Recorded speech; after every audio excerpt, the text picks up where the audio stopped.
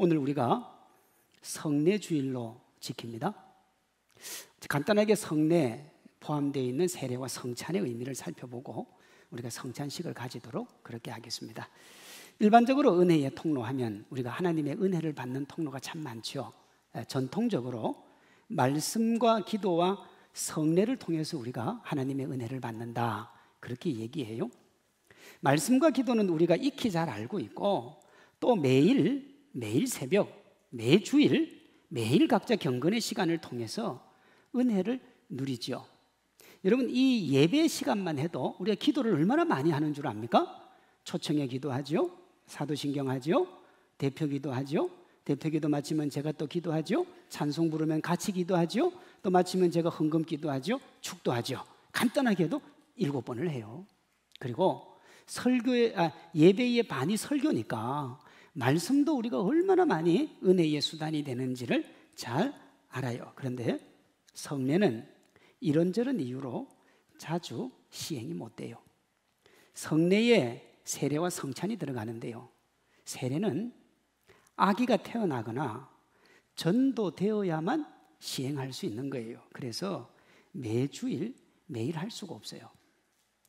성찬도 오늘날 대부분의 교회가 이런저런 이유로 1년에 우리나라가 한 2번 정도, 봄에 고난주간 때, 가을에 추수감사절 때, 이때 2번 정도밖에 못해요. 우리 교회는 한 3번 합니다만 그래도 우리 교회도 많이 못하잖아요. 다양한 제약들이 있어서 그래요. 오늘 우리가 성례주일로 지키면서 성례를 통해 주시는 하나님의 은혜 누릴 수 있기를 소망합니다. 성례, 세례와 성찬이 있다 그랬어요. 이걸 간단하게 설명하고 우리 성찬식 할게요. 먼저 세례입니다. 예수님을 믿는 이라면 누구나 세례를 받아야 돼요. 왜 그러냐? 그게 예수님의 명령이거든요. 오늘 본문 마태복음 28장 19절입니다. 너희는 가서 모든 민족을 제자로 삼아 아버지와 아들과 성령의 이름으로 뭐 하라고요? 세례를 베풀고 내가 너희에게 분부한 모든 것을 가르쳐 지키게 하라. 그러니까 명령이에요, 명령이요. 여러분, 세례는 예수님의 명령이라고요. 그럼 이 세례를 왜 받으라고 하느냐? 2가지 의미가 있습니다. 그 첫째는 세례를 받는 당사자가 예수님의 피로 죄사함을 받았다는 표시가 세례예요. 고린도전서 6장 11절, 너희 중에 이와 같은 자들이 있더니 주 예수 그리스도의 이름과 우리 하나님의 성령 안에서 씻음과 거룩함과 의롭다 하심을 받았느니라 그러잖아요. 디도스 3장 5절도 이래요. 우리를 구원하시되 우리가 행한 바 의로운 행위로 말미암지 아니하고 오직 그의 긍휼하심을 따라 중생의 씻음과 성령의 새롭게 하심으로 하셨다. 무슨 얘기냐 하면 우리가 아무리 선하고 깨끗하고 정말 완벽하게 살아도 구원 못 받는다는 거예요.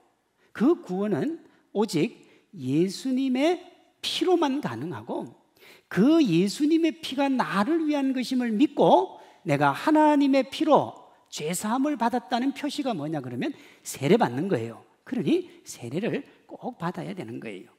여러분, 세례의 또 다른 의미는 뭐냐 그러면 예수님과 이제 내가 연합된다 하는 의미도 있습니다. 갈라디아서 3장 27절, 누구든지 그리스도와 합하여 세례를 받은 자는 그리스도로 뭐 했다고요? 옷을 입는다 그랬습니다. 로마서 6장 3절, 무릇 그리스도 예수와 합하여 세례를 받은 우리는 그의 죽으심과 합하여 세례를 받은 줄을 알지 못하느냐. 그저 우리가 물로 세례를 받았는데 주님은 그 세례를 뭘로 보느냐 그러면 우리의 죄가 주님과 함께 십자가에서 죽은 것으로 봐주신다는 거예요. 4절 보세요. 그러므로 우리가 그의 죽으심과 합하여 세례를 받음으로 그와 함께 장사되었나니 이는 아버지의 영광으로 말미암아 그리스도를 죽은 자 가운데서 살리심과 같이 우리 또한 새 생명 가운데서 행하게 하려 함이라 그랬다고요. 이렇게 세례는 예수님을 자신의 구원자로 고백하는 신앙 고백과 하나님 나라 백성이 되었다는 표시, 이 2가지를 동시에 가지는 거예요. 빌립보서 3장 20절은 이걸 이렇게 말합니다. 우리의 시민권은 하늘에 있는지라 거기로부터 구원하는 자 곧 주 예수 그리스도를 기다린다 그랬습니다. 여러분, 내가 어떤 나라에 살고 있다고 해서 그 나라 백성이 되는 게 아닙니다. 그 나라의 여행자로 있으면 절대 여러분 투표권을 주지 않습니다. 왜? 시민권이 없으니까요. 제가 미국에서 공부할 때 오바마 대통령이 선거할 때예요. 그때 정말 여러분 미국 사람들은 선거할 때 보니까 차에다가 막 오바마 글자를 적어가지고 선거 끝나면 다시 해야 되는데 그걸 차에 붙이고 다니더라고요. 그 정도 열정적이에요. 그런데요, 저는 뭐 그 나라에서 공부할 때 아무런 감흥이 없었어요. 왜 없냐? 뭐 내 나라도 아니고 뭐 그런 거 아니잖아요. 그렇다고 해서 뭐 그분들이 뭐 나를 뭐 따뜻하게 맞아줄 것도 아니고. 왜냐? 제가 공부하러 가서 겨울에 이게 넘어져서 손목을 삔 적이 한 번 있습니다. 손목을. 그런데 너무 아픈 거예요. 병원을 갔어요. 의사가 제 손을 이렇게 만지더니 삐었습니다. 그래요. 뭐 조치를 해줘야 되잖아요. 주사를 놔주든지. 그냥 병원 가서 약 사 먹으라 이거예요. CVS 가서. 그리고 그 진료비를 받는데 150불이 나오더라고요. 150불. 지금 우리나라 돈으로 하면 20만 원입니다. 20만 원. 제가 요새 병원 가서 진찰도 받고 목도 치료받고 이러면 얼마 나오느냐 하면 4,300원에서 5,200원 나와요.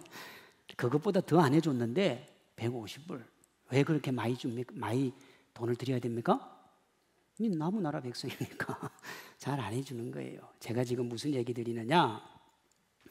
여러분, 그 나라에 거기 산다고 해서 내가 그 나라 백성 되는 거 아니라는 거예요. 내가 그냥 교회를 이렇게 열심히 다니고 다 해서 하나님의 백성 되고 하나님의 자녀 됨의 표가 뭐냐 그러면 그게 세례를 받는 거예요. 그게 세례가 천국 시민의 증표가 되는 겁니다. 이런 이유로 세례를 받으니만 성찬에 참여할 수가 있는 거예요. 성찬을 먼저 안 하고 세례식을 먼저 하는 이유도 그겁니다. 세례를 받으면 내가 뭐 할 수 있어요? 거룩한 성찬에 참여해서 천국 백성이라는 이야기를 할 수가 있는 거예요. 그게 세례의 표예요. 의미가 그렇다는 거예요. 그럼 목사님, 세례 안 받으면 천국 못 갑니까? 뭐 겉으로 볼 때는 그 얘기가 맞지만 실질적으로는 예수 그리스도를 구주로만 고백하면 뭐 세례 안 받아도 천국은 가는 겁니다. 다음으로 성찬이에요. 고린도전서 11장 23절에 성찬의 근거를 이렇게 말해요. 내가 너희에게 전한 것은 주께 받은 것이니 곧 주 예수께서 잡히시던 밤에 떡을 가지사 축사하시고 떼어 이르시되 이것은 너희를 위하는 내 몸이니 이것을 행하여 나를 기념하라 하시고 식후에 또한 그와 같이 잔을 가지시고 이르시되 이 잔은 내 피로 세운 새 언약이니 이것을 행하여 마실 때마다 나를 기념하라 하셨다. 그래요. 이게 이제 사도 바울이 성찬에 대한 얘기를 하는 겁니다. 사도 바울이 성찬을 예수님께 받은 것이라고 하잖아요. 이게 예수님이 최후의 만찬이라고 불리는 예수님이 이 땅에서 하신 마지막 식사, 그게 오늘 본문에 있는 말씀이고요. 이때 예수님께서 하신 말씀을 사도 바울이 고린도전서 11장에 인용을 하는 거예요. 오늘 본문 한번 보세요. 26절입니다. 그들이 먹을 때에 예수께서 떡을 가지사 축복하시고 떼어 제자들에게 주시며 이르시되 받아서 먹으라 이것은 내 몸이니라 하시고 또 잔을 가지사 감사기도 하시고 그들에게 주시며 이르시되 너희가 다 이것을 마시라 이것은 죄사함을 얻게 하려고 많은 사람을 위하여 흘리는 바 나의 피 곧 언약의 피니라 그랬다고요. 핵심이 뭐냐 그러면 죄사함이에요. 죄사함. 피로 속죄하고 그 피를 힘입어서 죄 용서를 받는 것이 핵심이라고요. 여러분, 구약의 역사에 이 피로 속죄하고 그 속죄된 피로 인해서 죄 용서 받은 역사적인 사건이 있어요. 그게 뭐냐 그러면 출애굽의 10번째 재앙 때 이스라엘 백성에게 그 애굽 땅에 사는 모든 사람에게 재앙이 내리는데 어린 양의 피를 바른 유대인들 그리고 사람들은 죽음을 넘깁니다. 그걸 뭐라고 그래요? 그걸 기념하는 날을 유월절이라 그래요. 그런데 이 예수님이 돌아가신 것과 유월절이 밀접하게 연관이 되어 있습니다. 마태복음 26장 19절 제자들이 예수께서 시킨 대로 하여 뭘 준비했다고요? 유월절을 준비하였더라 그랬습니다. 여러분, 예수님의 십자가 사건을 예표하는 성찬이 뭐냐? 예수님의 십자가를 보고 우리의 죄악을 용서하고 우리를 살려주는 거예요. 예수님의 십자가 피로 우리가 죄사함을 받아서 구원을 얻는 겁니다. 인생이 죄를 지어서 하나님을 떠났는데 예수님의 십자가로 다시 우리가 하나님의 자녀가 된 거라고요. 이걸 에베소서 2장 12절은 이렇게 말합니다. 그때에 하나님도 없는 자더니, 우리 하나님하고 아무 상관이 없었다는 거예요. 13절, 이제는 전에 멀리 있던 너희가 그리스도 예수 안에서 무엇으로 가까워졌다고요? 그리스도의 피로 가까워졌다고요. 그는 우리의 화평이신지라 둘로 하나를 만드사 원수된 것, 그 중간에 막힌 담을 자기 육체로 여시고 자기 안에 한 새 사람을 지어 화평하게 하시고 또 십자가로 이 둘을 한 몸으로 하나님과 화목되게 하심이라. 이는 그로 말미암아 우리 둘이 한 성령 안에서 아버지께 나아감을 얻게 하려 함이라. 그러므로 이제부터 너희는 뭐가 아니라고요? 나그네가 아니고 하나님의 권속이라, 천국 시민이라, 이 말이에요. 그래서 그리스도인의 정체성을 이렇게 얘기합니다. 이 세상에 살지만 이 세상에 속하지는 않은 사람. 여러분, 나그네로 살다가 죽음으로 끝날 허망한 인생이 천국 시민으로 영원한 소망을 가지게 된 중심에 뭐가 있느냐? 예수님의 십자가가 있는 거예요. 오늘 본문으로 하면 살찢고 피 흘리신 하나님의 아들 예수님이 있다고요. 마태복음 28장 46절에 보면 예수님이 십자가에서 돌아가시기 전에 이렇게 하늘을 향해 소리를 지르십니다. 엘리 엘리 라마 사박다니. 그 뜻이 뭐냐면 나의 하나님 나의 하나님 어찌하여 나를 버립니까? 내가 하나님의 유일한 독생자고 하나밖에 없는 아들인데 왜 나를 이렇게 버리십니까? 그렇게 절규를 해요. 왜 하나님의 독생자를 십자가에 버리셨습니까? 왜 하나님이 그 아들의 고통과 아픔 절규를 지켜만 보셨나 하는 거예요.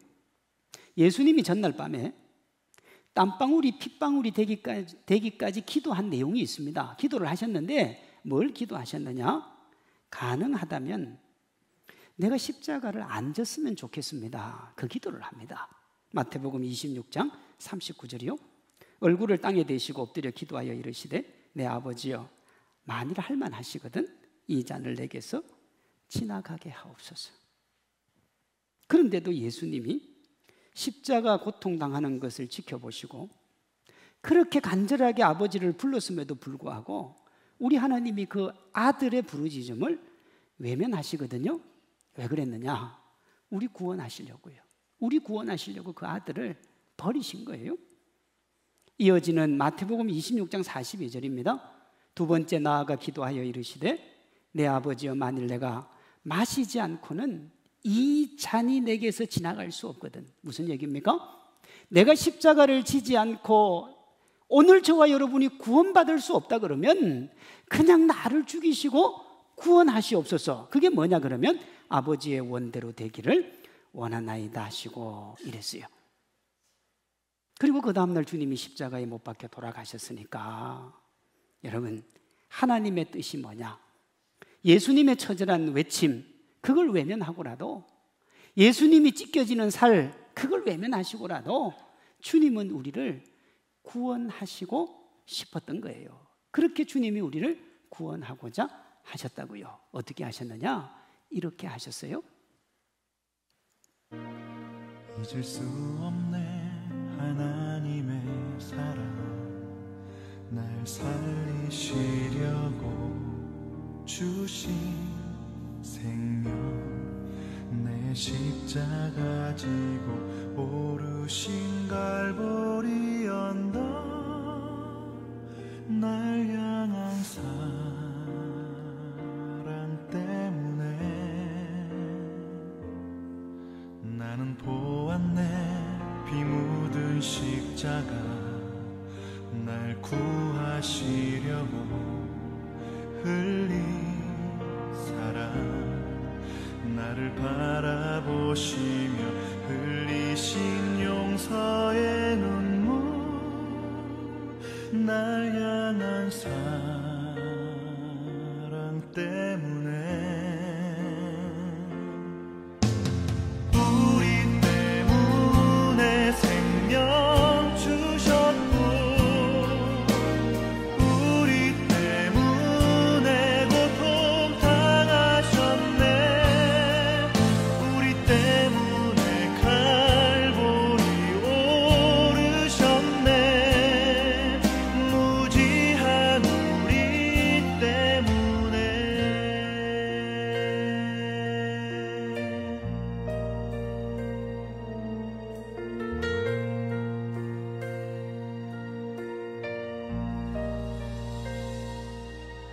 나는 보았네 피 묻은 십자가 날 구하시려고